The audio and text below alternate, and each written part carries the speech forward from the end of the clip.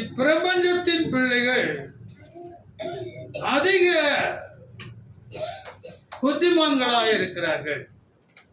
இங்கே ஒரு ஓமையை ஆண்டவர் சொல்லி அந்த ஓமையில் இருந்ததான கருத்தை சொல்லுகிறார். அங்கே ஒரு எஜமான ஒருவன் இருக்கிறான். அந்த எஜமானுக்கு ஒரு உக்ரானக்காரன், அவன் பொறுப்பா கவனிக்கிறவன் அவன் இருக்கிறான். அவனுடைய பொருள் வரவும் அவன் தான் வைக்க வேண்டும், பொருள் செலவீனங்களையும் அவன் தான் வைக்க வேண்டும். அப்பேற்பட்ட ஒரு மிகப்பெரிய பொறுப்பை அந்த எஜமான் அவனுக்கு கொடுத்திருந்தான். அந்த எஜமான் அவனுக்கு கொடுத்திருக்கும் பொழுது அவன் அதை தவறுதலாக பயன்படுத்துகிறான் என்று சொல்லி அங்கே அந்த ஓமையிலே ஆண்டவர் சொல்லுகிறார். உண்மையிலேயே ஆண்டவருடைய பிள்ளைகள் தான் படிப்பிலேயா இருக்கட்டும், இல்ல மற்ற விதமான திறமை, உலக பிரகாரமான எல்லா காரியங்களிலும் அவர்கள் எப்படி இருக்க வேண்டும் என்று சொன்னால் சிறப்பானவர்களாக இருக்க வேண்டும். அதுதான். ஆனால் நம்ம பிள்ளைகள் எப்பவுமே பின்தங்கினவர்களாக, படிப்பிலையா இருக்கட்டும், பொருளாதாரத்தில் இருக்கட்டும், வேறுபட்ட காரியங்கள்ல இந்த உலக மக்களை காட்டிலும் இந்த ஆண்டவருடைய பிள்ளைகள் எல்லாவற்றிலும் பின்தங்கிய மக்களாகவே இருக்கிறார்கள்.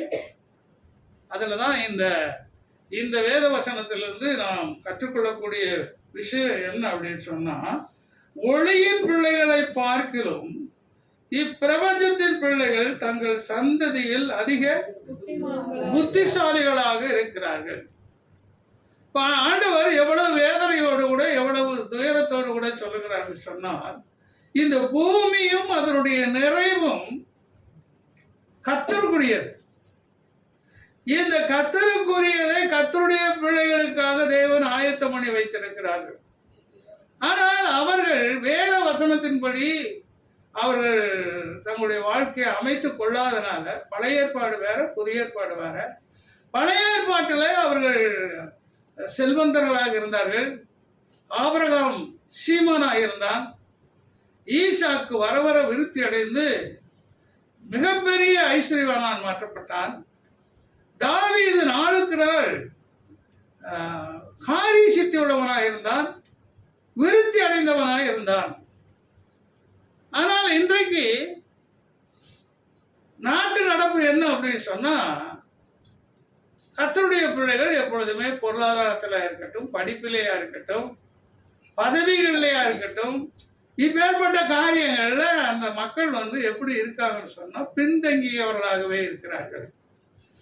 இந்த பின்தங்கியவர்களாக இருக்கிறார்கள். பாருங்க, ஒரு 1 கொரிந்தியர் புஸ்தகம் 9ஆம் அதிகாரம்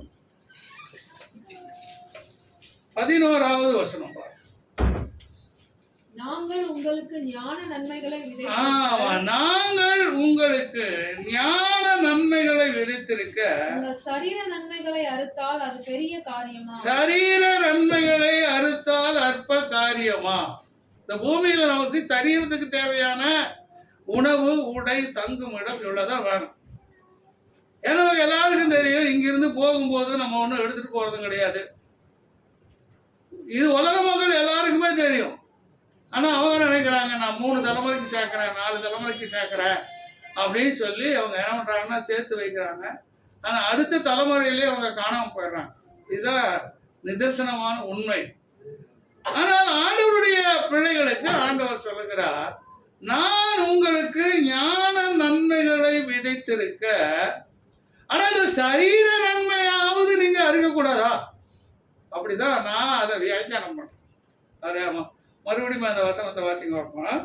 நாங்கள் உங்களுக்கு ஞான நன்மைகளை விதைத்திருக்க உங்கள் சரீர நன்மைகளை, பெரிய காரியமா? அது கூட இருக்க தெரியலையா? திங்கிற சாப்பாட்டு கூட உன்னால தெரியலையா? இல்ல உடுத்துற உடைக்கு கூட உன்னால சம்பாதிக்க முடியாதா? இல்ல தங்க வீடு அதுக்காக கூட நீ உழைக்க முடியாதா? இவ்வளவு ஞான நன்மைகளை உனக்கு விதைத்திருக்க நீ சரீர நன்மைகளை அறுப்பது என்னது? அற்ப காரியமா? கலாத்தியருக்கு எழுதின புஸ்தகம்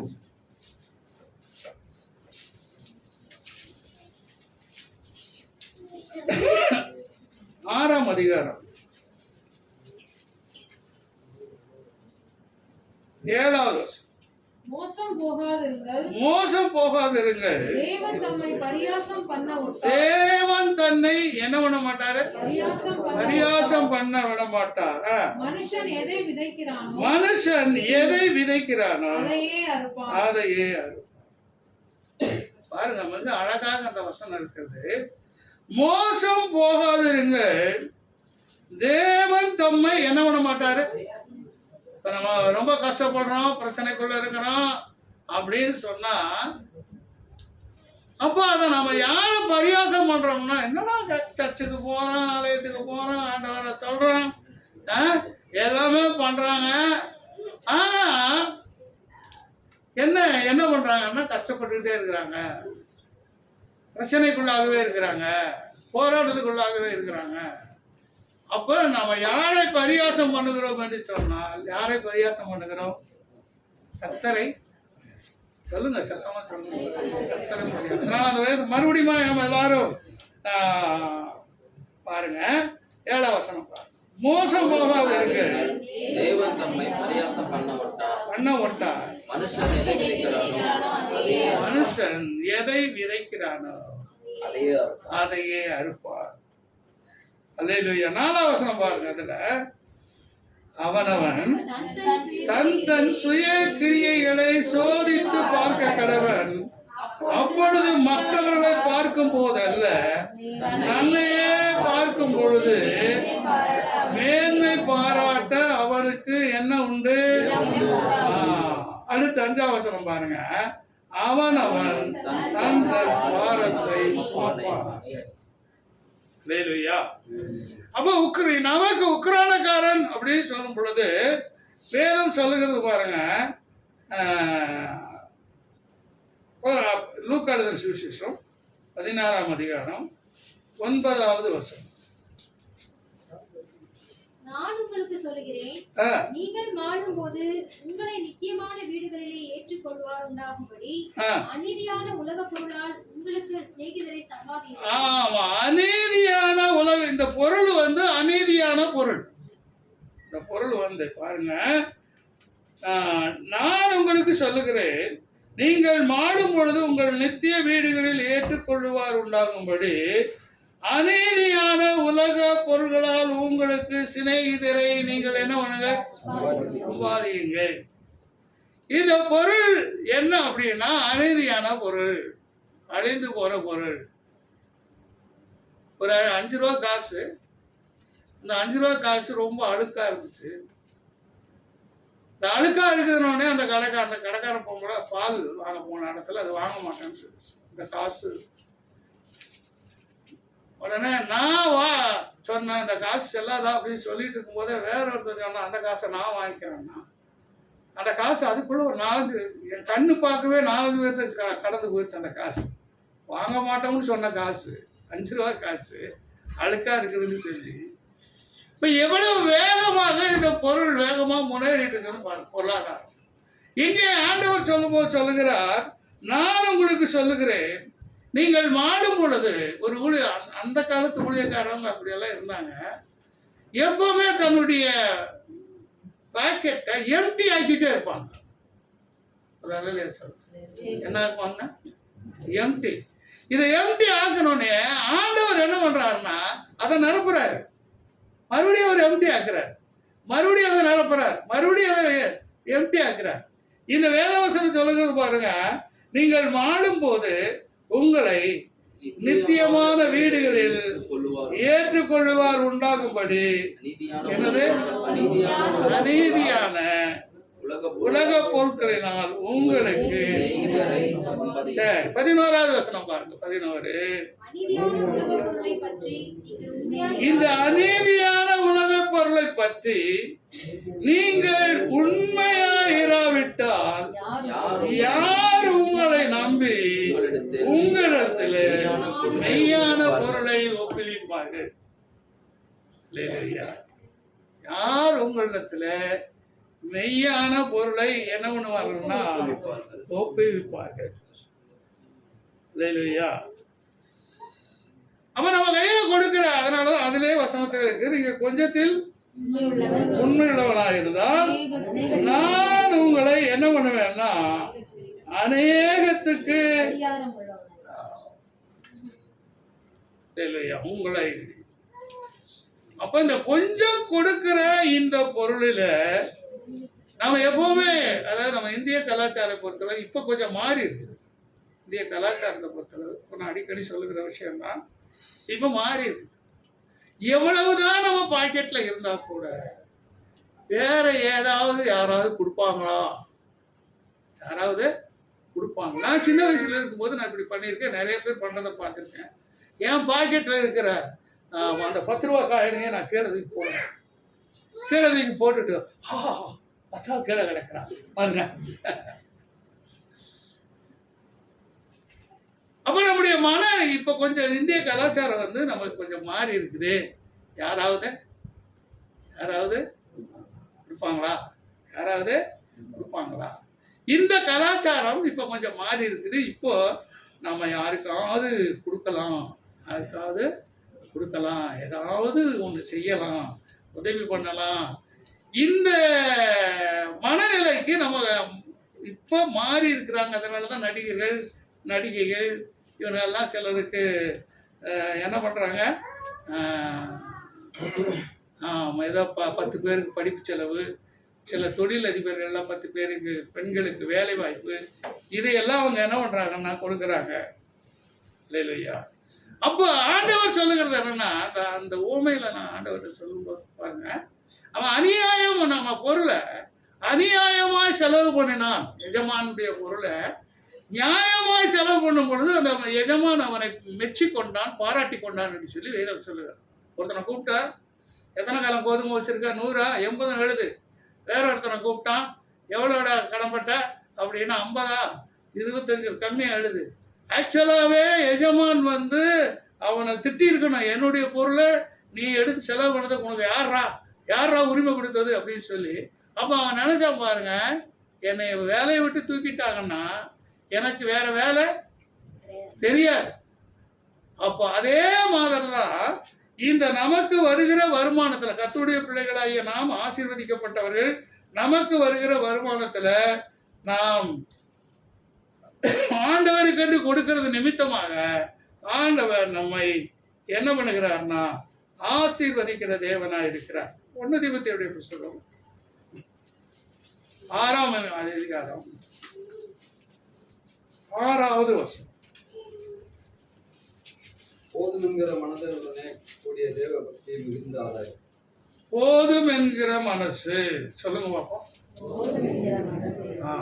போதும் என்கிற மனசு. நாம் ஐஸ்வர்யவானாய் மாறுவதற்கு ஒரு மிகப்பெரிய ரகசியம் இந்த ஒரே வார்த்தையில அடங்கி இருக்கிறது. என்ன என்றால் என்னது? போதும் என்கிற மனதுடனே கூடிய தேவ பக்தியே மிகுந்த ஆதாயம். இந்த போதும் என்கிறதான மனசு நமக்கு எப்பவுமே வராது. ஒண்ணுதான் போதும்னு சொல்லுவோம். என்னது? சாப்பாடு. எங்க அம்மா இங்க சுகவீனமா இருந்தாங்க. அப்ப என் தம்பி இந்த திருப்பூர்ல இருக்கிறாங்க. ஆமா, நம்ம அன்னைக்கு பார்த்து திருவிருந்து நம்ம சாப்பாடு போட்டோம். ஊரு பூரா சொல்லிட்டோம், அண்ணன் வாங்குற சம்பளத்தை சோறு போட்டு காலி பண்றாரு. 10 பைசா மீதி கிடையாது. அண்ணனை அண்ணையும் சேர்த்து பொங்கி பொங்கி போடுறாங்க. ஆமா, ஆனா அதே வாய் இன்னைக்கு சொல்லுகிறது. ஆனா போதும்னு சொல்லக்கூடிய ஒரே காரியம் என்னது? உணவு. நீங்க அறிஞ்சோ அறியாமலோ உங்க வீட்டு கூட்டங்கள்ல வைக்கும் பொழுது, மற்ற இடத்துல நான் போய் பிரசங்கம் பண்றேன், அந்த ரகசியத்தை கற்றுக் கொடுக்குறேன். நம்ம சர்ச்சில் சாப்பாடு இல்லாத மீட்டிங்க கிடையாது. நான் தைரியமா சொல்றேன், சாப்பாடு இல்லாத மீட்டிங்க. அப்ப நீங்க அறிஞ்சோ அறியாமலோ, இப்ப அவங்க வீட்டுல சாப்பாடு இல்லைங்கிறதுக்காக நீங்க சோறு போடல, நீங்க எப்படியோ 4 பேருக்கு உணவு கொடுக்குறீங்க. உணவு கொடுக்கும் பொழுது அவங்க என்ன பண்றாங்க, என்ன சொல்றாங்க, போதும் போதும், இன்னும் கொஞ்சம் வச்சுங்க சிஸ்டர், இன்னும் கொஞ்சம் வச்சுங்க பிரதர் அப்படின்னு சொல்லும் போது உங்களை அறியாமல் நீங்கள் ஆசீர்வதிக்கப்படுகிறீர்கள். நீங்கள் அறியாமல். ஏன்னா வேதம் என்ன சொல்லுதுன்னா, ஒரு கலசம் தண்ணீர் நீர் கொடுத்தால் அதுக்கு ஏற்ற பிரதிபலன் அடையாமல் நீங்க என்ன பண்ண மாட்டீங்க. இப்ப புறமதஸ்தார் ஒரு ஃபங்க்ஷன் வைக்கிறான்னு வச்சுங்க, புறமதஸ்தார் என்ன பண்றாங்க, ஒரு ஃபங்க்ஷன் வைக்கிறாங்க. எதுக்கு வைக்கிறாங்க சொல்லுங்க, எதுக்கு வைக்கிறாங்க? மொய் ஒரு வசூலுக்கு தான் அவங்க ஃபங்க்ஷன் வைக்கிறது. எதுக்கு? விட்டதை பறிக்கணும், அப்ப வசூல் பண்ணணும். நான் நிறைய பேர்த்துக்கு செய்திருக்கிறேன், மூக்குத்தி வாங்கி கொடுத்துருக்கிறேன், மோதிரம் வாங்கி கொடுத்துருக்கிறேன், வைரக்கல் வாங்கி கொடுத்துருக்கிறேன். ஒருத்தன் சாப்பாட்டுக்கே கஷ்டம், தங்கச்சி உடனே தங்கச்சி வந்து சொல்லுது, நானா ஒரே ஒரு கல்யாணம் நான் போட்டேன் தெரியுமா, பிரேஸ் நட்டு, அதை எனக்கு இப்பவுமே வச்சாகணும். ஆனா நானே சாப்பாட்டுக்கே கஷ்டப்படுறேன், இப்ப பிரேஸ் நட்டு வச்சே ஆகணும். இப்ப அவங்க வைக்கிற ஃபங்க்ஷன், அவங்க வைக்கிற விழாக்கள், அவங்க போடுற சோட்டுக்கு கண்டிப்பா நிறைய பேர் கடனாளியா இருக்காங்க. இப்ப எல்லாம் பர்த்டே மீட்டிங் வச்சா எல்லாம் பலூனும் பொம்மையும் அதை இதையும் வாங்கி கொடுத்துட்டு அவன் அது வரும், சவரன் வரும், அது வரும்னு வைக்கிறான் மீட்டிங்கு. ஆனா அவன் பொம்மைகளை வாங்கி கொடுத்துட்டு இப்ப எல்லாத்துக்குமே மாடல் பொம்மைகள் வந்துருச்சு. அதெல்லாம் எங்க வீட்டுல அள்ளுலாம் ஒரு பெரிய குப்பை மூட்டையே அதெல்லாம்.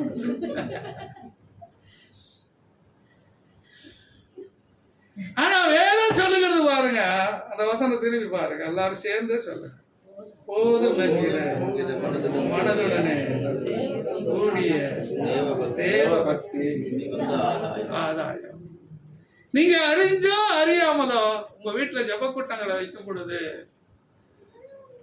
அவங்க வயிறார சாப்பிட்டு போகும்போது நீங்க கஞ்சி போடுங்க, துவையல் போடுங்க, அது உங்களுடைய பொருளாதாரத்தை பயன்படுத்து. ஆனால் நாம் பொருளாதார ஆசீர்வாதங்களை சுதந்திரித்துக் கொள்வதற்கு நீங்க அறியாம உங்களுக்கு தெரியாம நான் உண்டாக்கி வைக்கிறேன், அவ்வளவுதான். எனக்கு அது ஒரு பெருமை இருக்கு. ஆண்டவர்கிட்ட சொல்றேன், சோத்திரம். ஏன்னா அவங்க எப்படியாவது ஆசீர்வதிக்கப்படலாம். சொல்லுங்களா? அடுத்த வசனத்தை பாருங்க. உலகத்துல நாம் ஒன்றும் கொண்டு வந்ததும் இல்லை,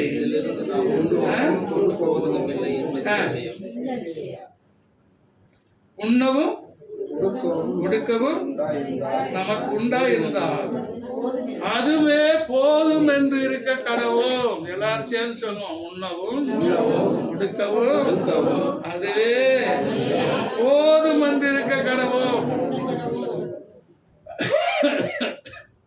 ஒரு காலத்துல அப்படி இருந்த காலம் இருந்துச்சு. என்ன இருந்தா போதும்? உணவு இருந்தா போதும். என்ன இருந்தா போதும்? 2 செட்டு ட்ரெஸ் இருந்தா. இதே சென்னை பட்டணத்துக்கு வரும் பொழுது எனக்கு 2 பேண்ட் 2 ஷர்ட். முத நான் சம்பாதிச்சு ஒரு ப்ளூ ஷர்ட் ஒன்று வாங்கினேன். அது இன்னைக்கு என் கண்ணு முன்னால இருக்குது.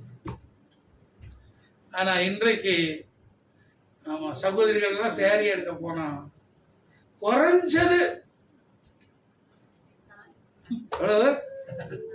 ஒண்ணுன்னு எடுக்க போறதுக்கா கடைக்கு போறது குறைஞ்சது எத்தனை?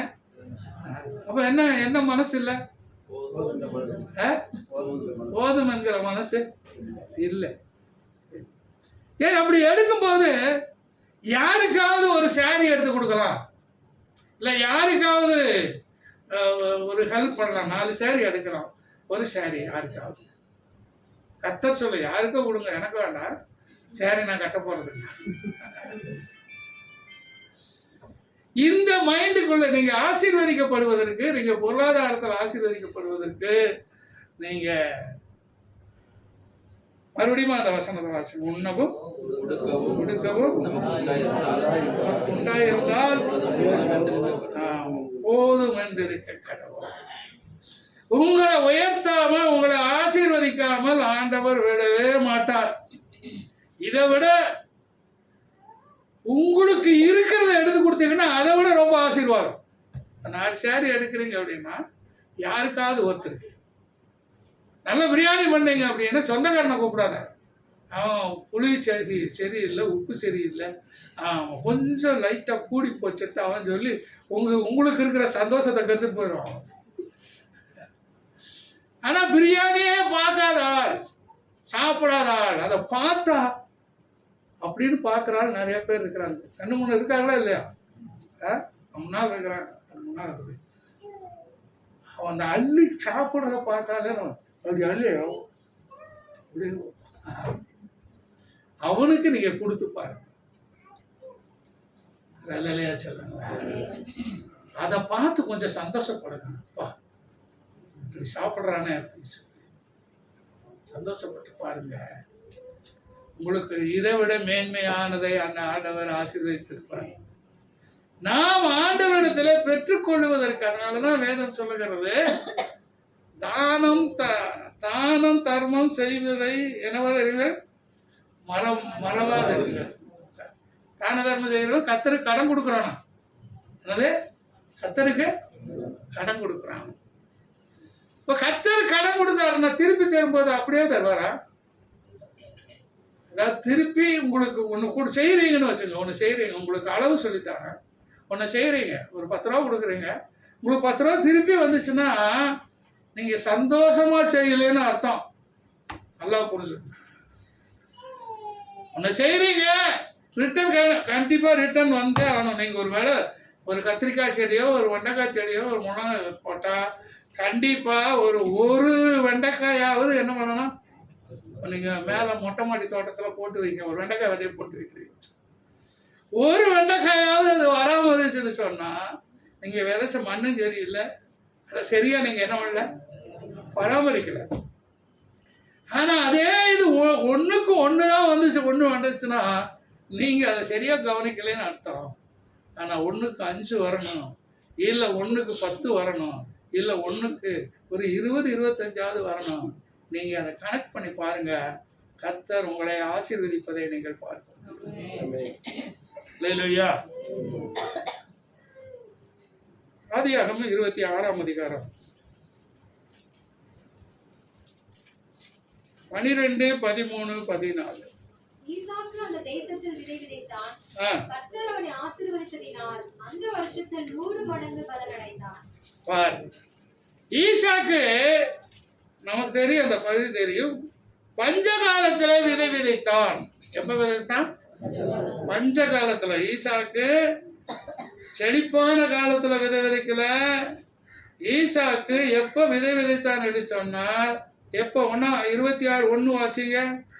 ஆபிரகாமின் நாட்களில் உண்டான பஞ்சத்தை அல்லாமல், ஆபிரகாமின் நாட்களில் உண்டான பஞ்சத்தை அல்லாமல் இன்னும் அந்த தேசத்திலே பஞ்சம் உண்டாயிற்று. அப்பொழுது ஈசாக்கு பெலிஸ்தியருக்கனாகி அபிமெலேக்கினிடத்தில் கேராரூருக்கு போனான். சரி, இப்ப பாருங்க 12. ஈசாக்கு அந்த தேசத்திலே விதை விதைத்தான். கர்த்தர் அவனை ஆசீர்வதித்தனால அந்த வருஷத்துல, எந்த வருஷம்?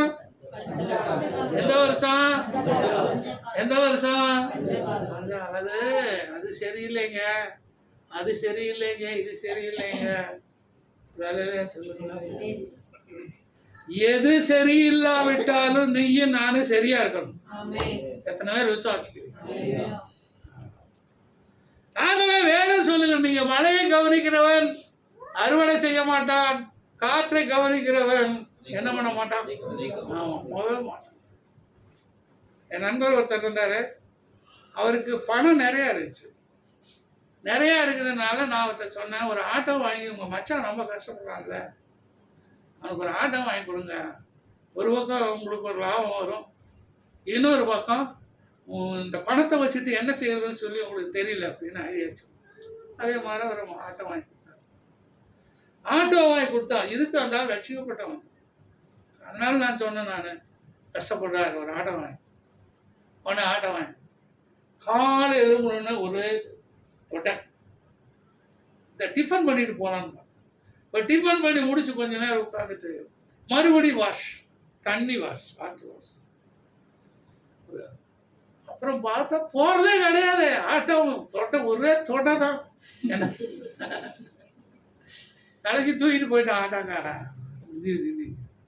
அப்ப அவர் வந்து சொன்னாடா, நீங்க சொன்னது வாங்கி கொடுத்தாங்க, அவன் எங்க தொடச்சிட்டே தான் சவாரிக்கு போனதானா.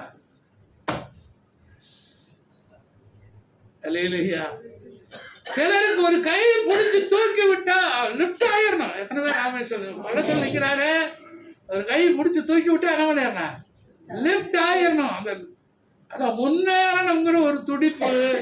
அதனாலதான் வேதம் சொல்லுகிறது, நான் உங்களுக்கு என்ன நன்மை விதைக்கிறேன்னா ஞான நன்மையை விதைக்கிறேன். எதுக்காக விதைக்கிறேன்னா, நீங்க எப்படியாவது ஆசீர்வதிக்கப்படணும், நீங்க எப்படியாவது முன்னேறணும், நீங்க பொருளாதாரத்தை ஆசீர்வாதத்தை பெற்றுக்கொள்ளணும். அதுக்காகத்தான் இந்த ஞான நன்மை.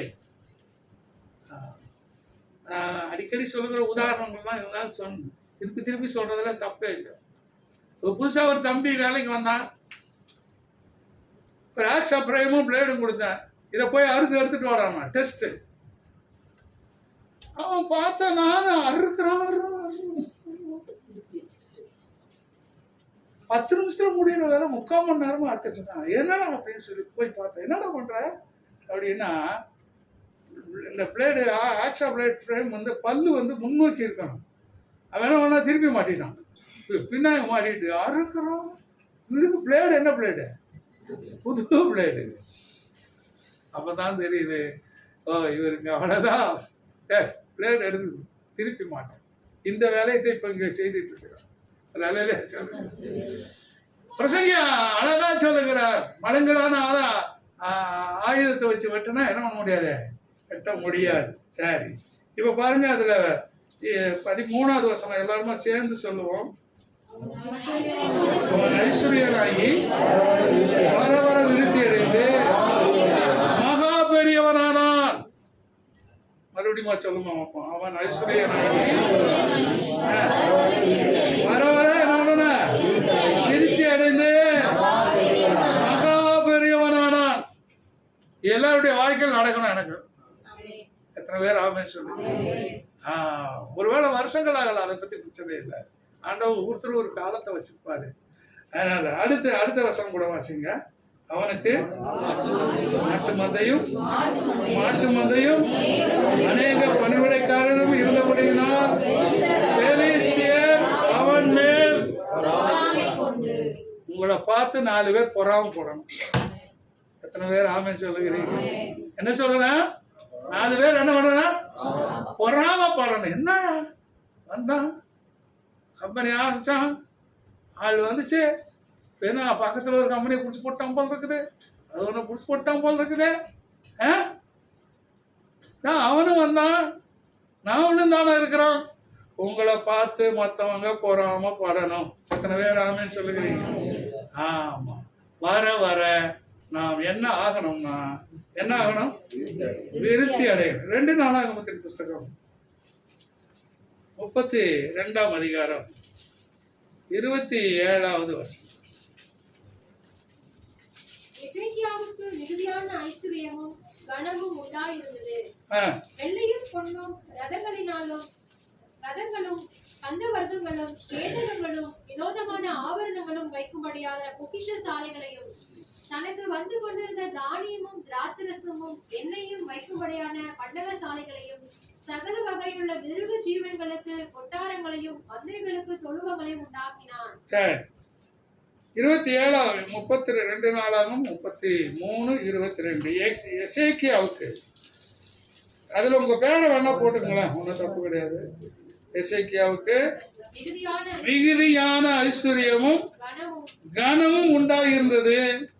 அப்புறம் வெள்ளியும் பொன்னும் ரத்னங்களும் கந்தவர்க்கங்களும் கேடங்களும் வினோதமான ஆபரணங்களும் வைக்கும்படியான பொக்கிஷ சாலையும். இதை நம்ம ஒருவேளை புதிய ஏற்பாட்டு தேவனுடைய பிள்ளைகளுக்கு இது உண்டாயிருக்குதோ இல்லையோ அதை பத்தி இல்லை, உங்களுக்கு உங்க மூலமாய் ரட்சிக்கப்பட்ட அநேக ஆத்துமாக்களை ஆண்டவர் உங்களுக்கு தரணும். எத்தனை பேர் ஆமென் சொல்லுகிறீங்க? அல்லேலூயா. பழைய ஏற்பாட்டு காலத்துல மெட்டீரியல், பழைய ஏற்பாட்டு காலத்துல என்னது, பொண்ணு இருக்கலாம், வெள்ளி இருக்கலாம், வெங்கலம் இருக்கலாம், வேலையாட்கள் இருக்கலாம், வேலைக்காரிகள் இருக்கலாம், அதெல்லாம் இருக்கலாம். ஆனா புதிய ஏற்பாட்டு தேவனுடைய பிள்ளைகள், அந்த அக்கா இருக்காங்களா, அந்த அக்கா மூலமா தான் நான் ஆண்டவருக்குள்ள வந்தேன். இந்த அண்ணன் இருக்காரா, அவர் தான் எனக்கு இயேசு பத்தி சொன்னாரு. இந்த தம்பி இருந்தாரு, அவர் தான் எங்களுக்கு பிபிசி எல்லாம் நடத்தி எங்களை ஆண்டவர்களை கொண்டு வந்தாங்க. வேலையிலேயே ஆமா. பேதுருவை பார்த்து யோவான் சுவிசேஷம் 21ஆம் அதிகாரத்துல பேதுருவை பார்த்து ஆண்டவர் சொல்றாரு, இன்னைக்கு நம்ம ஊழியம் அதைத்தான் நம்ம செய்து கொண்டு இருக்கிறோம். பேதுருவை பார்த்து ஆண்டவர் சொன்னார், யோவான் சுவிசேஷம், இவர்கள் எல்லாரையும் பார்க்கிலும் என்னை நேசிக்கிறாயா அப்படின்னு சொல்லி ஆண்டவரா இயேசு கிறிஸ்து யாரை பார்த்து கேட்கிறாரு அப்படின்னா, யாரை பார்த்து கேட்கிறாரு? பேதுருவை பார்த்து கேட்கிறாரு. அப்போ பேதுரு, ஆண்டவரே அது உமக்கு தெரியும் அப்படின்னு சொல்றான். அப்ப ஆண்டவர் சொல்லுகிறதான காரியம் என்ன அப்படின்னு சொன்னா, நீ என்னுடைய ஆட்டுக்குட்டிகளை மேய்ப்பாய். அது ஆட்டுக்குட்டிகள். 16வது வசனம், 2ஆம் தரம் அவனை நோக்கி, யோனாவின் குமாரனாகிய சீமோனே, நீ என்னிடத்தில் அன்பாய் இருக்கிறாயா என்றார். அதற்கு அவன், ஆம் ஆண்டவரே, உம்மை நேசிக்கிறேன் என்பதை அறிவீர் என்றார். அதற்கு, என்னுடைய ஆடுகளை மேய்ப்பாயா. அவரை நேசிக்கிறேன் அப்படிங்கிறதுக்கு அவர் சொல்லுகிறார் பாருங்க, நீ என்னுடைய ஆட்டுக்குட்டிகளை. 17வது வசனம், 3ஆம் தரம் அவர் அவனை நோக்கி, யோனாவின் குமாரனாகிய சீமோனே, நீ என்னை நேசிக்கிறாயா என்றார். என்னை நேசிக்கிறாயா என்று அவர் 3ஆம் தரம் தன்னை கேட்டபடினாலே பேதுரு துக்கப்பட்டு, ஆண்டவரே, நீர் எல்லாவற்றையும் அறிந்திருக்கிறீர், நான் உம்மை நேசிக்கிறேன் என்பதையும் நீர் அறிவீர் என்றான். இயேசு, என் ஆடுகளை மேய்ப்பாயாக, என் ஆடுகளை மேய்ப்பாயாக. இப்ப நாம இன்னைக்கு நம்ம ஆண்டவரை நேசிக்கிறோம்.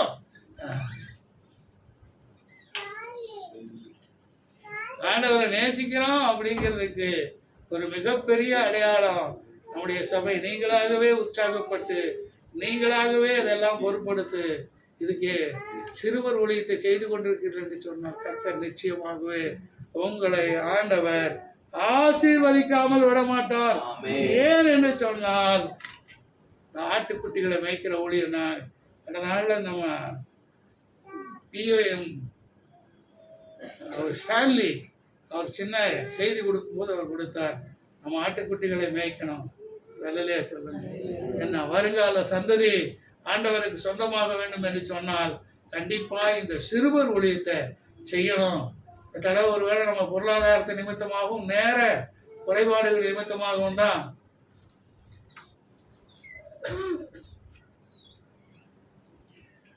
நாளைக்கு சாத்தி. அப்ப நமக்கு ஆண்டவருக்குள்ள இன்னும் பெரியமாக வேண்டும் என்று சொன்னால் ஆண்டவர் நம்மளை சும்மா விட மாட்டார். நம்ம உழைப்புல 105ஆம் சங்கீதம் 37வது வசனம் நமக்கு எல்லாருக்கும் மனப்பாடமா தெரிஞ்சதுதான். ஆமா, அவர்கள் எகிப்திலிருந்து புறப்படும் பொழுது அவர்களை எப்படி புறப்பட பண்ணினார் என்று சொன்னார். எப்படி புறப்பட பண்ணினார்? 430 வருஷம் அந்த பிள்ளைகள் உழைச்சாங்க. ஒரு கூலி கிடைக்கல அவங்களுக்கு, ஒண்ணு சாப்பாடு. ஆனா அங்கிருந்து வரும் பொழுது ஆண்டவர் அவர்களை வெறுமையா அனுப்பல. எப்படி அனுப்பினார் என்று சொன்னார். எப்படி அனுப்பினாரு? வெள்ளியோடும் பொன்னோடும் அவர்களை என்ன பண்ணினார்? புறப்பட பண்ணினார். அவருடைய கோத்திரங்களில் பலவீனப்பட்டவர் ஒருவர். நீங்க கர்த்தருக்காக நீங்க உழைச்சீங்க அப்படின்னு சொன்னா கர்த்தர் உங்களை வெறுங்கையா அனுப்பவே மாட்டார். எனவே ராமன் சொல்லுகிறீங்க, நீங்க ஏழையான சங்கீதக்காரன் 25:37 சொல்லும்போது அவன் சொல்றான், நமக்கு எல்லாருக்கும் தெரிஞ்ச வசனம் தான், நான் இளைஞனா இருந்தேன், முதிர் வயதுமானேன், நீதிமானுடைய சந்ததி அப்பத்துக்கு இருந்து திரிந்ததை காணவே இல்லை.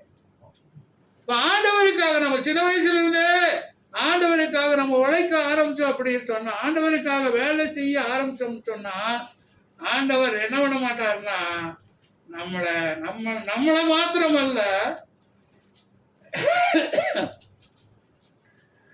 நம்ம சந்ததியும் கூட பட்டினியா இருக்க விட மாட்டார்.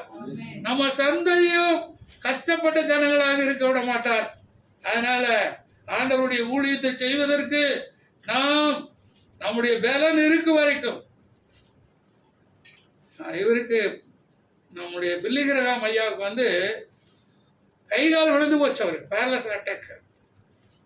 அப்ப கூட அவர் சொன்னார், கடைசி நேரத்துல கூட என்னை மைக்குமே பக்கத்துல கூட உட்கார வைங்க, ஆமா நான் எப்படியாவது நான் கர்த்தருடைய நாமத்தை உயர்த்துவேன் அப்படின்னு சொல்லி அவன் கர்த்தருடைய நாமத்தை உயர்த்தினான்.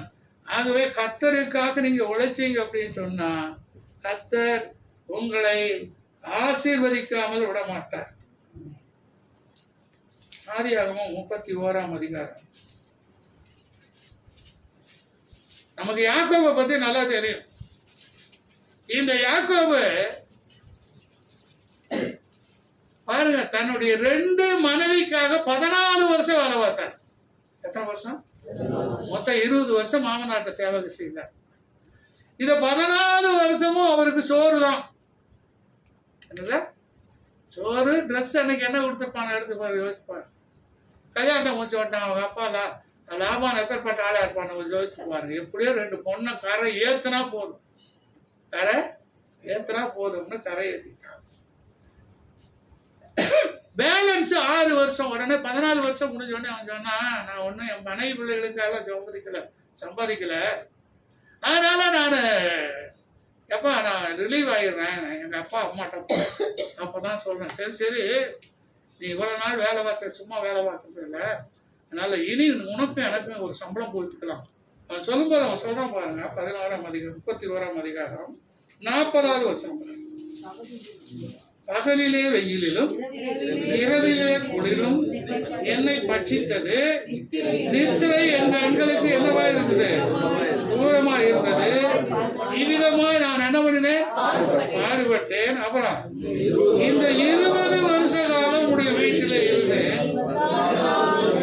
14 வருஷம் உடைய 2 குமார்த்திகளுக்காகவும் 6 வருஷம் உடைய மந்தைக்காகவும் உம்மிடத்தில் நான் என்ன பண்ணினேன், சேவித்தேன். 10 முறை என் சம்பளத்தை மாற்றினேன். பாருங்க, சம்பளம் பேசின மெத்தட் ரொம்ப வித்தியாசமானது. அடுத்து பாருங்க 42ஆம் வசனம் பாருங்க. என் பிதாவின் தேவனாகிய ஆபிரகாமின் தேவனும் ஈசாக்கின் பயபக்திக்குரியவரும் என்னோடு இராமல் போனால் நீர் இப்பொழுது என்னை வெறுமையாய் அனுப்பிவிட்டிருப்பீர். தேவன் என் சிறுமையையும் என் கை பிரயாசத்தை பார்த்து நேற்று ராத்திரி உண்மை கடிந்து கொண்டார் என்றார். அல்லேலூயா. அப்ப இந்த அதுக்கு முன்ன வரைக்கும் சோத்துக்கு வேலை பார்த்தான். அங்கோத்தி தெக்கால பத்திட்டு போ, மேக்கால பத்திட்டு போனா போவான், மேய்ப்பான், வருவான். அதுக்கு பிறகு சம்பளம் பொருத்தணும். புள்ளி உள்ளதெல்லாம், வரி உள்ளதெல்லாம், கலப்பினம் உள்ளதெல்லாம், கருப்பு இனம், வெள்ளை, இது எல்லாத்துக்கும் அவன் யாரை நோக்கி பார்த்தான்னா தேவனை நோக்கி பார்த்தான். யாரை நோக்கி பார்த்தான்? என்னுடைய வருமானம் பெருகணும் ஆண்டவரே, என்ன செய்யறது? 3 நாள் டிஃபரெண்ட்டுக்கு அந்த பக்கம் லாபானுடைய ஆடுகள், இந்த பக்கம் யாக்கோபுடைய ஆடுகள். அப்ப யாக்கோபுடைய அவன் தேவ சமூகத்துல காத்திருக்கும் போது தேவதூதன் வந்து அவனுக்கு தரிசனம் கொடுப்பாரு. புன்ன மரத்தை அந்த தோல் இருக்குல்ல, அதை உரிச்சு அந்த தண்ணி குடிக்கிற நேரத்துல போடு. கரெக்டா உரிச்சு போட்டுருவான். பூரா என்னவா மாறும். ஆமா, அவன் என்ன கலர் வேணுமோ அது. அதுக்கடுத்து என்னது, நம்ம சபை வளர்ந்ததுக்கு காரணம் அதுதான். ஒரு அழகா சொல்லுங்க, இன்னும் வளர்ந்து கொண்டே இருப்போம். ஏன்னா நம்ம மற்றவர்களை ஃபாலோ பண்றது இல்லை. மற்றவங்க சொல்லலாம், ஒரு ஆடு ஒரு ஆட்டை கூட்டி வந்தான், 10 ஆடு 10 கூட்டிட்டு வந்தான், 10 இவங்க எல்லாம் ஊழியர் ஐக்கியத்தை நிறைய கணக்கெல்லாம் சொல்லுவாங்க. கூட்டிட்டு வந்தா தானா? இல்லை. ஆனால் நாம் அப்படி அல்ல. நம்ம பண்டிகை ஆராதனையா இருக்கட்டும், மற்ற எந்த ஒவ்வொரு விஷயமும் ஆண்டவர் நமக்கு கற்றுக் கொடுக்கிறத, ஆண்டவர் நமக்கு வெளிப்பாடு தரும். உங்களுடைய பொருளாதார ஆசீர்வாதத்துக்காக நான் உங்களுக்கு கற்றுக் கொடுக்கிறேன்.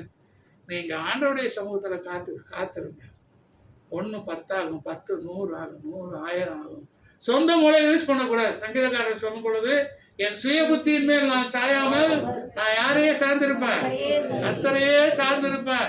கர்த்தரையே சார்ந்திருக்கும் பொழுது உங்களுடைய தனிப்பட்ட வாழ்க்கையில, உங்க பொருளாதார வாழ்க்கையில, உங்களுடைய பிள்ளைகளுடைய வாழ்க்கையில நீங்கள் ஆசீர்வாதத்தை ஏதோ பெற்றோம் ஸ்கூலுக்கு அனுப்பணும் அந்த மாதிரி அனுப்பாதீங்க உங்க பிள்ளைகளை. இன்னைக்கு நான் உங்களுக்கு சொல்லித்தரேன். வயத்துல இருக்கும் போதே ஜெபம், இவன் இன்ஜினியர் ஆகணும். வயத்துல இருக்கும் போதே ஜெபம், ஊழியக்காரன் ஆகணும். வயத்துல இருக்கும் போதே ஜெபம் பண்ணணும், இவன் இப்படி ஆளா மாறணும். அதுக்காக ஜெபிக்கணும். எத்தனை பேர் ஆமே சொல்லுகிறீங்க? என்ன பெத்த பிள்ளைகளை பெத்தான் வந்தான் போச்சு, கதை முடிஞ்சு போச்சு, ஒரு வளர்த்தமா. அதுக்கடுத்து என்னன்னா ஒரு கல்யாணத்தை பண்ணி வைக்கணும். முக்கியமா மக்கள் நினைக்கிறது என்னது கல்யாணம். ஒரு கல்யாணத்தை பண்ணி வச்சு போயிட்டு வந்துட்டா கூட பிரச்சனை கிடையாது. எப்படி கல்யாணம் முடிஞ்சு போய் திரும்பி வந்தா கூட முடிஞ்சு போச்சு நமக்கு கல்யாணம்.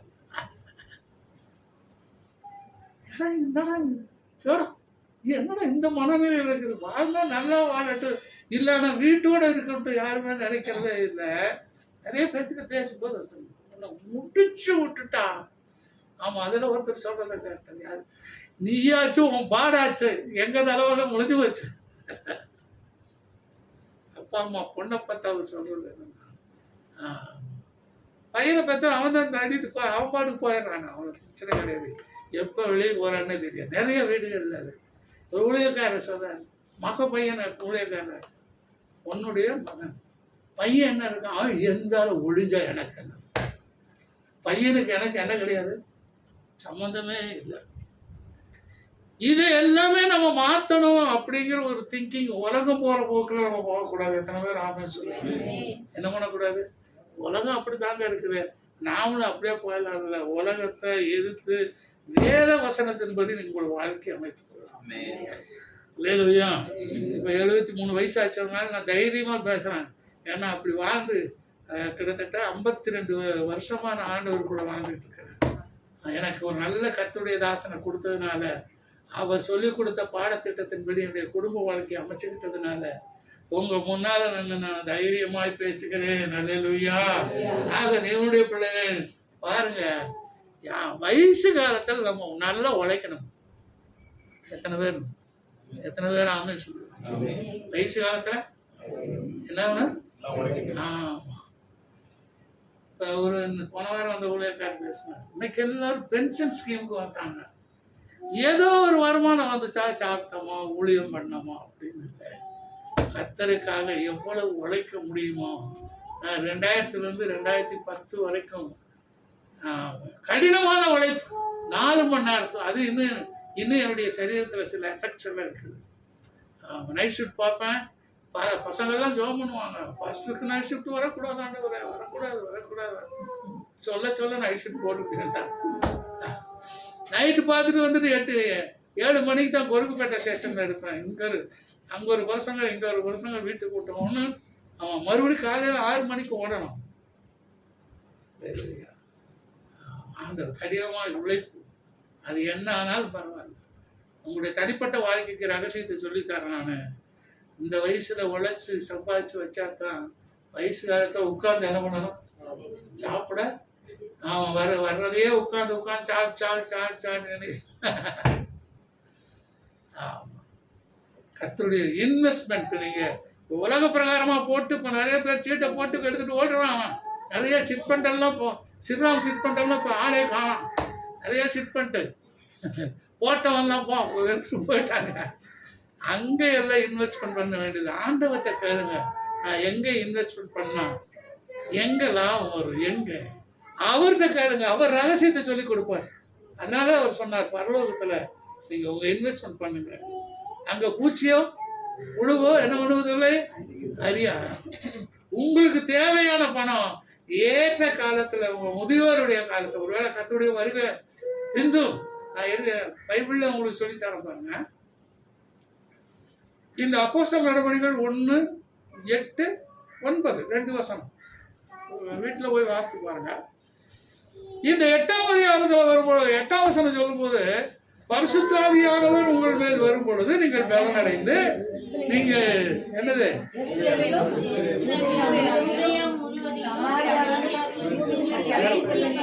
ஆமா, எனக்கு அதான் ஆண்டவர் சொன்ன வார்த்தை. ஆனா தேவதூதன் என்ன சொன்னார்னா, வானத்தை அண்ணாந்து பார்த்து கொண்டிருக்கிற கலிலேயரே, நீங்கள் ஏன் வானத்தை அண்ணாந்து பார்த்து கொண்டிருக்கிறீர்கள்? இயேசு எப்படி மேகத்தின் வழியாய் போனாரோ அதே மாதிரி இயேசு திரும்ப வருவார். திரும்ப இயேசு சொன்னதை விட்டானுங்க, தேவதூதர் சொன்னதை பிடிச்சிட்டாங்க. அத்தனை பேர் நிலபுலன்கள் எல்லாம் வித்தாங்க. அன்னைக்கு இருக்க ப்ராப்பர்ட்டி என்னது? நிலபுலன்கள் தான். நிலத்தை வித்தா அப்புறம் நெல் வருமா? இல்ல தென்னந்தோப்பை வித்தா தேங்காய் வருமா? இல்ல மாந்தோப்பை வித்தா மாங்காய் வருமா? முதலையே வித்து ஏசு வர்றாரு ஏசு வர்றாரு ஏசு வர்றாரு அத்தையும் சாப்பிட்டு காலி பண்ணிட்டான். இப்ப எல்லாமே தரித்திர. இப்ப மக்கதோனியாவில் இருந்து, பெரையாவில் இருந்து, தெசலோனிக்காவில் இருந்து காணிக்க சேகரிச்சு எங்க அனுப்புறானுன்னா எருசலேமுக்கு அனுப்புறாங்க. எருசலேம் எப்படி இருக்கணும்னா செழிப்புள்ளதா இருக்கணும், ஆசீர்வாதமா இருக்கணும். கிளை சபைகளுக்கு அங்கங்க அனுப்பணும். நாம அப்படித்தான் அனுப்பிட்டு இருக்கிறோம். கிளை சபைகளுக்கு நாம அனுப்பிட்டு இருக்கிறோம். ஆனா அவனும் என்ன பண்ணிட்டாங்கன்னா, எதை வித்தானுங்க? எதை வித்தானுங்க? அவன்கிட்ட இருந்தது பரணவன் எதை வித்தான்? நிலங்களையாக வித்தானுங்க. ஒரே பாட்டும் பகலமும் சாப்பாடும். 6ஆம் அதிகாரம் வரும் பொழுது உடனே அங்க பிரச்சனை. கிரேக்கர்களுக்கு பீஸ் சரியா போடும், பெருசு பெருசா போடுறாங்க. மீன் துண்டு பெருசு பெருசா வைக்கிறாங்க. யூதர்களை கவனிக்க மாட்டேங்க, யூத ஸ்திரீகளை கவனிக்க மாட்டேங்கிறாங்க, கிரேக்க பெண்களை கவனிக்க மாட்டேங்கிறாங்க. எங்க சாப்பாட்டு பிரச்சனை வருதோ அங்க ரொம்ப கவனமா இருக்கும். நம்ம சபையை பார்த்து பெருமையா நான் நிறைய இடங்கள்ல போய் சொல்லியிருக்கேன். நான் ஒரு 4 நாள் கன்வென்ஷனுக்கு போயிருந்தேன். அந்த கன்வென்ஷன்ல பார்த்தா பாஸ்டர் சோறு எடுத்து வைக்கிறான், குழம்பு எடுத்து வைக்கிறான், கூட்டு எடுத்து வைக்கிறான். ஒரு ஆள் கூட எல்லாம் கை கட்டி தின்னுட்டு வீட்டை காலி பண்ணிட்டு போகுது. நான் பார்த்துக்கிட்டே இருந்தேன். 4 நாள் சாப்பாடு. ஆமா, மத்தியான சாப்பாடு, 4 நாள் சாப்பாடு. நம்மளால முடியுமான்னு தெரியல. ஆனா பார்த்தோன்னே 2ஆவது நாள்ல விடுன்னு விட்டாங்க. எல்லாரும் வேலை செய்யணும். நாளைக்கு பாசமா உட்கார வச்சு சாப்பாடு கொடுக்கணும் அப்படின்னா மறுநாள் எல்லாமே வேலை செய்ய சொல்லலாம். நம்ம சபை அப்படி இல்லை. ஆமா, சின்ன பிள்ளைகள் தான் ஒண்ணு இலையை தூக்குது, ஒண்ணு டம்ளரை தூக்குது, ஒண்ணு தண்ணி எடுத்து ஊத்துது. நான் இதை பார்க்கும் போது எப்படி பரிசுத்தாவியானவர் எப்படி கிரியை செய்யறான்னு வாங்குறாங்களே சொல்லலாம். அப்புறம் தான் அவன் எல்லாம் கழுவி எடுத்து கவுத்தி எடுத்து முடிச்சு தொடச்சு, அதுக்கு பிறகுதான் யாருக்கும் வேலை ஆகிறது இல்லை. அவங்களே உட்கார்ந்து அவங்களே வேலை செய்யறாங்க. இது கர்த்தர் எனக்கு கொடுத்த கிருபை. எருசலேமிலே அங்க சண்டை வந்துச்சு. அப்ப என்ன ஆச்சுன்னா தரித்திரம் வந்தது. என்னைக்குமே முதல்ல சாப்பிடுகிற தேவனுடைய பிள்ளைகளா இருக்கக்கூடாது. எதை சாப்பிடக்கூடாது? அந்த உங்க தொழில் பாருங்க. ஏசாயாவின் புஸ்தகம் 55ஆம் அதிகாரம்.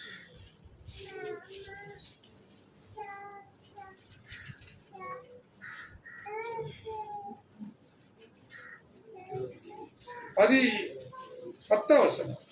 ஆழியும் உறைந்த மழையும் வானத்திலிருந்து இறங்கி அவ்விடத்திற்கு திரும்பாமல் பூமியை நனைத்து அதில் முளை கிளம்பி விளையும்படி செய்து விதைக்கிறவனுக்கு விதையையும் புசிக்கிறவனுக்கு ஆகாரத்தையும் கொடுக்கிறது எப்படியோ போதும்.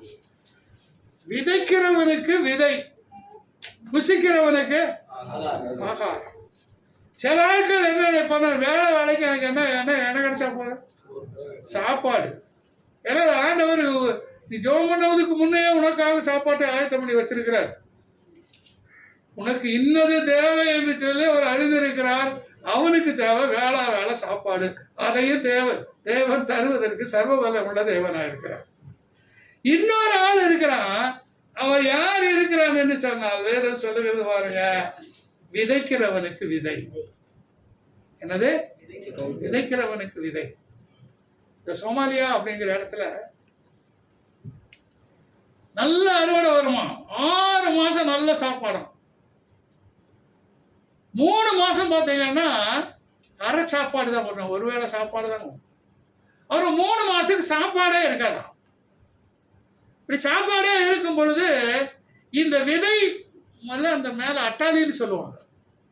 அட்டாளி அந்த மேல பரன் மாதிரி போட்டிருப்பாங்க, அந்த விதை நெல்லை போட்டிருப்பாங்க. அங்க கடலை நெல் இதெல்லாம் போட்டு வச்சிருப்பாங்க. அப்ப இந்த 3 மாசத்துக்கு கஞ்சி தொகை சாப்பாடே அவ்வளவு கிடைக்காது.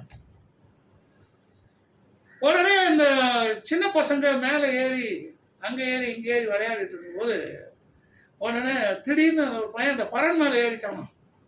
அங்க பார்த்தா மூட்டை மூட்டா நெல் வச்சிருக்கு. அம்மா, ஒரு பெரிய சந்தோஷமான விஷயம். ஆமா, கண்டு இனி நம்ம ஒரு வேளை சாப்பிட வேண்டியது இல்லை, 3 வேளை நம்ம சாப்பிடலாம். அப்படி எப்படி என்னடா சொல்ற? இந்த பரன் மேல மூட்டை மூட்டையா நெல் இருக்குதுமா. அந்த நெல்லு தாண்டா வருஷம் முழுவதும் சாப்பிட வேண்டியது. என்ன நெல்? விதை நெல். அந்த விதை நெல்லை நீ சாப்பிட்டீனா நீ எப்படா 6 மாசம் சாப்பாடாவது ஒழுங்கா என்ன பண்ண முடியாது? இன்னைக்கு அநேகருடைய வாழ்க்கையில எதை சாப்பிட்டுட்டு இருக்கிறாங்கன்னா, எதை சாப்பிட்டு இருக்கிறாங்க? விதை. இந்த வருஷத்தை விதை அதை சாப்பிட்டு காலி பண்ண வேண்டியது, அடுத்த வருஷத்தை அதை காலி பண்ண வேண்டியது. அப்படி இல்லை, அந்த விதையை வச்சு ஜெபிக்கணும். ஒரு அலையிலேயே சொல்லுங்க, இந்த விதையை வச்சு என்ன பண்ணணும்? ஆண்டவரே இந்த விதை பெருக பண்ணணும். அப்படியே கையை வச்சு இப்படி வைக்கலாம். இந்த விதையை ஆமா பெருக பண்ணணும். ஆண்டவரே இந்த விதையை பெருக பண்ணணும். அது 100ஆ மாறணும், அது 1000ஆ மாறணும், இது 10,000ஆ மாறணும். நான் விதையை சாப்பிட்றவனா இருக்கக்கூடாது. ஆண்டவரே சோத்திரம் சோத்திரம் சோத்திரம் சோத்திரம். அதில் பாருங்க 2 கொரிந்தியர் 9 இதே வசனத்தை எடுத்து பவுல் எழுதுறார் பாருங்க, எவ்வளவு அழகா எழுதுறார் பாருங்க. 2 கொரிந்தியர் புஸ்தகம் 9ஆம் அதிகாரம். இதெல்லாம் கை வச்சு நீங்க ஜெபிக்கணும். ஜெபிக்கும் பொழுது உங்களுடைய வாழ்க்கையில 2 கொரிந்தியர் 9:10 விதைக்கிறவனுக்கு விதையை புசிக்கிறதற்கு ஆகாரத்தையும் அளிக்கிறவர் உங்களுக்கு விதையை அளித்து அதை பெருக பண்ணி உங்கள் நீதியின் விளைச்சலை வர்த்திக்க செய்வார். ஆமென். பாருங்க, விதைக்கிறவனுக்கு அவர் என்ன அளிக்கிறாரு? விதை அளிக்கிறார். இங்க அவர் எழுதுறாரு பாரு, அங்க எழுதுறதுக்கு இங்க எழுதுறதுக்கு வித்தியாசம். விதைக்கிறவனுக்கு விதையையும் புசிக்கிறதுக்கு ஆகாரத்தையும், அந்த விதையை சாப்பிடக்கூடாது, புசிக்கிறதுக்கு ஆகாரத்தையும் அளிக்கிற உங்களுக்கு விதையை முதல்ல என்ன தர்றாரு? விதையை அளித்து அதை பெருக பண்ணி உங்கள் நீதியின் விளைச்சலை என்ன பண்ணுவார்னா வர்த்திக்க பண்ணுவார். ஒரு கம்பெனில போய் ஒரு அட்டெண்டரா வேலை செய்வீங்கன்னா சாகு வரைக்கும் அட்டெண்டராகவே இருக்கணும். அதுதான் நல்ல ஆசீர்வாதம். ஆமா, சில ஆட்கள் இதை எடுன்னா அதைத்தான் எடுப்பான். அதுக்கடுத்து சொல்லணும் இதை எங்க வைக்கணும்னு சொல்ல. இதெல்லாம் எடுத்து கையிலே வச்சுட்டு இருக்கிற நீங்க எங்க வைக்கணும்னு சொல்லுங்க. கையில அதை எடுன்னு தானே சொன்னேன். இப்படி அதி புத்திசாலிகள் தான் நிறைய பேர். ஆனா ஆண்டவர் நமக்கு என்ன பண்றாருன்னா ஞான நன்மைகளை விதைத்திருக்கிறார். அதனாலதான் சொல்றேன், ஞான நன்மைகளை விதைத்திருக்கிறார். நான் ஒருத்தர் சொன்னேன், ஆமா கடை அழகா அடுக்கி வைக்கணும், சோப்பு எல்லாம் அப்படி தனியாக எடுத்து வைக்கணும், எல்லா பொருளையும் தனித்தனியாக சுத்தமாக அடுக்கி வைக்கணும். சரி நான் சொல்லிட்டு வந்துட்டான். பார்த்தா கஸ்டமர்ஸ் 4 பேர் வரிசையா நிக்கிறாங்க. இவர் எல்லாம் எடுத்து ஒரு அடுக்க உடனே அவர் கடை முதலாளி சொல்றாரு, என்ன கஸ்டமர்ஸ் நிக்கிறாங்க, நீ வந்து அடிக்கிட்டு இருக்குது. இல்லை எங்க பாஸ் சொல்லி கொடுத்தாரு எல்லாம்.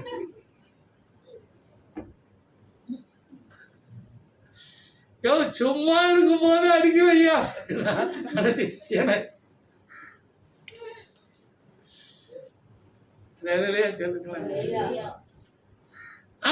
ஏன் உங்களை எப்படியாவது உயர்த்தது, எப்படியாவது ஆசீர்வதிக்கணும், எப்படியாவது கற்றுக்கொள்ள வேண்டும் என்று சொல்லுகிறான ஒரு ஆசை கர்த்தருடைய பிள்ளைகளாகிய நமக்கு இருக்கும் பொழுது கர்த்தர் நம்ம என்ன பண்ணுவார்னா ஆசீர்வதிக்கிற தேவனா இருக்கிறார். கடைசி ஒரு வசனத்தை வாசித்து நாம் முடிக்கலாம்.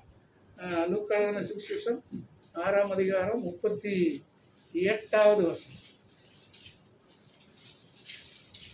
நமக்கு எல்லாருக்கும் மனப்பாடமா தெரிஞ்ச வசனம். அப்பொழுது உங்களுக்கு கொடுக்கப்படும், அமுக்கி குலுக்கி சரிந்து விழும்படி நன்றாய் அளந்து உங்கள் மடியிலே போடுவார்கள்.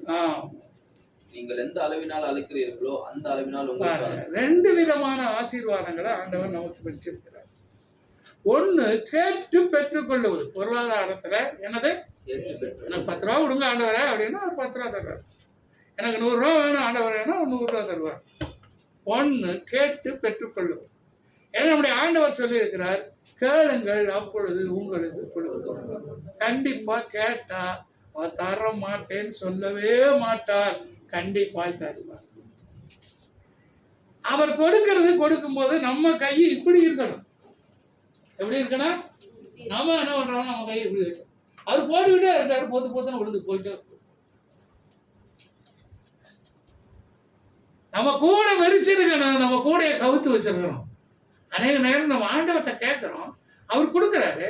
ஆனா கொடுக்கறத பெற்றுக்கொள்வதற்கு என்ன இருக்குது, கூட கவுத்து இருக்குது. அதனால இங்க பெற்றுக்கொள்ள முடியல. 2வது நாம் ஆண்டவரிடத்துல ஆசீர்வாதத்தை பெற்றுக்கொள்வது, அவர் சொல்லுகிறார் பாருங்க, கொடுங்கள் அப்பொழுது உங்களுக்கு என்ன பண்ணப்படும், கொடுக்கப்படும்.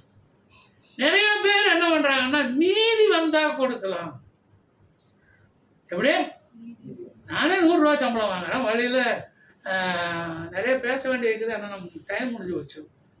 சில ஆட்கள் அந்த சம்பளம் இப்போ எல்லாமே அதனாலதான் இந்த என்ன பண்றாங்கன்னா பேங்க்ல போடுறாங்க. எங்க போடுறாங்க, பேங்க்ல போடுறான். பேங்க்ல கொண்டு போய் ஏடிஎம் கார்டை அடமானம் வச்சிடறேன். அது எனக்கு இதெல்லாம் போதும், இப்படியெல்லாம் பண்ண முடியுமா? எந்த கார்டை, சம்பளக்காரன் பேங்க்ல போடுறான் சம்பளத்தை. சரி, சம்பளம் போட்டா கடன் வாங்கிடுவோம் அப்படிங்கிறதுனாலதான் பேங்க்ல போடுறான். இவன் ஏடிஎம் கார்டையே கொண்டு போய் அடமானம் வச்சாங்கன்னா இவன் எவ்வளவு பெரிய புத்திசாலியா இருப்பான். அந்த நாட்கள் எப்படின்னா, அந்த கம்பெனி விட்டு வெளியே வரும்போது தண்டல்காரன் அந்த பக்கம் நிற்பான், அவன் இங்கே நிற்பான், அவன் அங்கே நிற்பான். எல்லாத்தையும் கொடுத்துட்டு மறுபடியும் கடன் ஆரம்பிப்பான். பணம் கொடுத்து முடிச்சுட்டு மறுபடியும் கடன் ஆரம்பிப்பான். வீட்டுக்கு வந்து ஏதோ பொருள் வாங்கிட்டு வர்றது, ஏதோ கடன் வாங்கி கொஞ்சம் லட்டு ஸ்லேப்பி பொண்டாட்டியை திருப்திப்படுத்தணுவேன், அதுக்காக ஸ்வீட் பாக்ஸோட வந்துடுறாரு. வாங்கின சம்பளமே ஒன்றும் மைனஸ் விட்டா ஸ்வீட் பாக்ஸ் வேண்டாம். கர்த்தருடைய பிள்ளைகளாகிய நான் உங்களுக்கு சொல்லித்தரேன், 1ஆம் தேதி உங்க வீட்டுல அப்படித்தான் இருக்கணும், 31ஆம் தேதி அப்படித்தான் இருக்கணும். 1ஆம் தேதி நீங்க அந்த கறிக்கடைக்கு போய் பாருங்க. இந்த வாரம் பார்த்தீங்கன்னா கறிக்கடையில கூட்டமே இருக்காது. 4வது வாரமா கூட்டமே இருக்காது. போனோமா வாங்கிட்டு வந்தோமான்னு இருக்கலாம். ஆனா முதல் வாரம் பார்த்தா அது அந்த மாட்டு மந்தையில் ஒரு கடை இருக்குது, ரேஷன் கடை மாதிரி கூட்டம் நிற்கும். அது சீட்டு ஒன்று போடுறதுக்கு, அது ஒன்று வாங்குறதுக்கு ஒன்று, அது ஒன்று ரேஷன். ஆனா அதே இது 4வது வாரம் போனோம்னா என்ன இருக்காது, போனோமா சீட்டை போட்டோமா கறியை வாங்கினோமா வந்துகிட்டே இருக்கணும். இந்த மாதிரி காரியங்கள் நம்ம குடும்பத்துக்குள்ள 1ஆம் தேதி அப்படித்தான் இருக்கணும், 31ஆம் தேதி அப்படி. இங்க இருக்கிறவங்க சொந்த சம்பளக்காரனால அது பிரச்சனை இல்லை. மாத சம்பளக்காரர் இருக்கிறது ரொம்ப கம்மி இங்க. அதுக்காக நான் ஆண்டவரை சோத்திரம் பண்ணணும். அப்போ நாம் அதனால ஆண்டவர் சொல்லும்போது சொல்வார், கொடுங்கள் அப்பொழுது உங்களுக்கு. எப்படி ஆண்டவர் எப்படி கொடுக்கிறார் என்று சொன்னால், எப்படி கொடுக்கிறாரு, அமைக்கு உனக்கு வழியில நீங்க கொடுக்குற அளவல்ல அது ஆண்டவர் பார்க்கறது. நீங்க கொடுக்குற அளவல்ல, பரவாயில்லம்மா அப்படி சில ஆட்கள் போட்டீங்கன்னா நோட்டு திருறமா இருக்கட்டும்.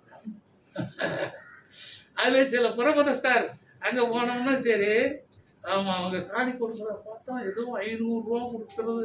நம்ம சர்ச்சில் 500 ரூபாய்ங்கிற சர்வசாதாரணம். நான் கொடுக்கும்போது 500 ரூபாய் அப்படியே எல்லாத்துக்கும் தெரிய மாதிரி வைப்பான். அப்பவே நினைப்பேன், இவனுக்கு இந்த ஆசீர்வாதம் வராதுடா போடா, நான் என்னடா பண்ணேன். அல்லேலூயா. நீங்க கொடுக்கிற மனசுதான் ரொம்ப முக்கியம். நீ 10 ரூபாய் கொடுக்குறியா, 10 ரூபாய் கிழிஞ்ச நோட்டு நிறைய மாற்ற வேண்டியது அங்க நிறைய அடிக்க வச்சிருக்கேன் நான். ஏன்னா அவங்க விசுவாசம் தப்பு கிடையாது. அரசாங்கத்தாலே மாற்ற முடியாது கூட ஆண்டவர் மாற்றிடுவார்.